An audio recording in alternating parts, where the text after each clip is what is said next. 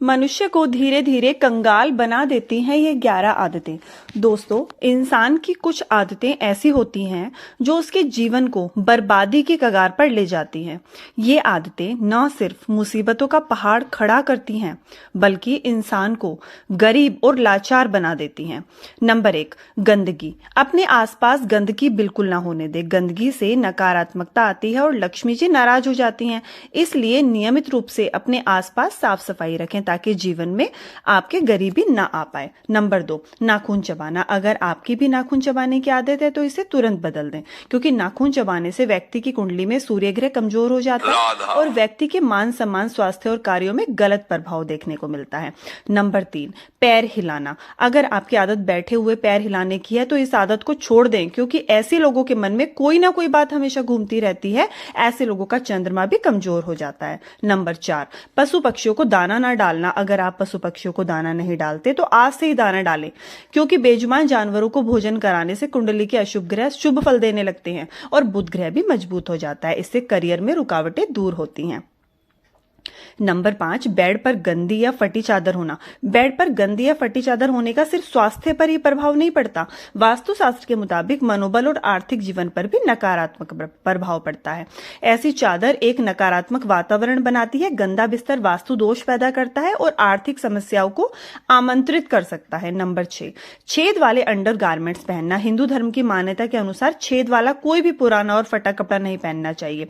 यह दरिद्रता यानी अलक्ष्मी आमंत्रित करता है। साथ ही फटे कपड़े पहनने से स्वयं का सम्मान भी कम होता है और आत्मविश्वास की कमी आती है, जिसका असर हर काम पर होता है। मान्यता है कि इससे बनते हुए काम भी बिगड़ जाते हैं। इसके अलावा मैले कपड़े धारण करना न केवल स्वास्थ्य बल्कि धार्मिक दृष्टिकोण से भी गंदे या मैले कपड़े धारण करना अशुभ माना गया है।